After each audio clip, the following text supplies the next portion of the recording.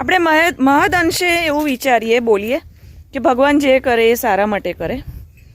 અહીં તો મારી પાછળ નાઈશ બરાબર, પણ આપણું કોઈ વહાલું એક્સપાયર થાય કે કંઈક નુકસાન ધંધામાં, ત્યારે આપણે એમ કહીએ કે ભગવાને બહુ ખોટું કર્યું.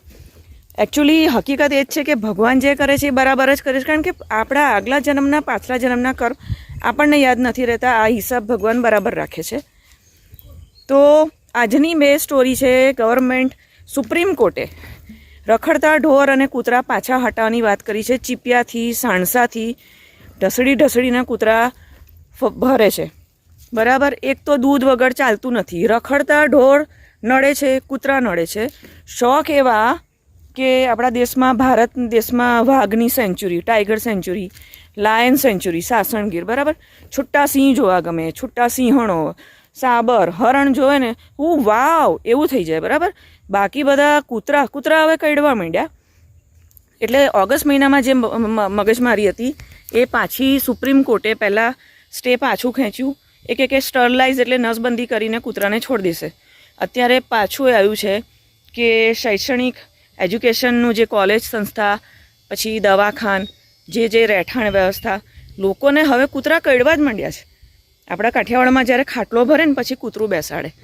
એટલે ગાય કૂતરા પોસાતા નથી, દૂધ વગર ચાલતું નથી, અને સિંહ જોવા છે, છૂટા વાઘ જોવા છે, જંગલ નેચરમાં અમને બહુ ગમે. એટલી ઘટિયામાં ઘટિયા બે પગવાળો માણસનું થિંકિંગ છે. આપણું રાજ ચાલે છે ત્યારે આપણે આ લોકોને હટાવી શકીએ છીએ. એટલે કુદરતની જે આફતો આવે છે, એક સામટા આપણે મરીએ છીએ ને, એ બધું બરાબર જ છે. મારી મમ્મી પણ કોરોનામાં એક્સપાયર થઈ. કોરોના આવ્યો તો એમાં બહુ બધા એક્સપાયર થયા. છેલ્લે મારી મમ્મીને કોરોના લાગ્યો. એને કેન્સર હતું પણ નડ્યો કોરોના. પણ હું એમ કહીશ કે ભાઈ મૃત્યુ નિશ્ચિત છે, કોઈ નથી રહેવાનું.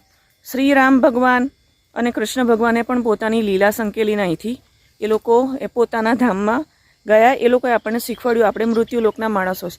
આપણે એટલા હલકામાં હલકા છીએ, એટલા હલકામાં હલકા. અને જે ફોરેનના કૂતરા, ઇંગ્લિશ કૂતરા ઘરમાં બ્રીડ ડોગ કહેવાય, એને ઘરમાં રાખવું એ કલ્ચર, એ સંસ્કૃતિ ફોરેનનું છે. આપણે દેશી કૂતરાનું છે. શેરીમાં આપણને ગાય કૂતરા પોસાતા નથી. અને પાછી સુપ્રીમ કોર્ટે એવું કહ્યું છે કે હવે કૂતરા હટાવો ને રખડતા ઢોર. એટલે જે બધું આ આફતો મોટી આવે છે ને, એ બધી બરાબર જ છે. એમાં કશું ખોટું નથી.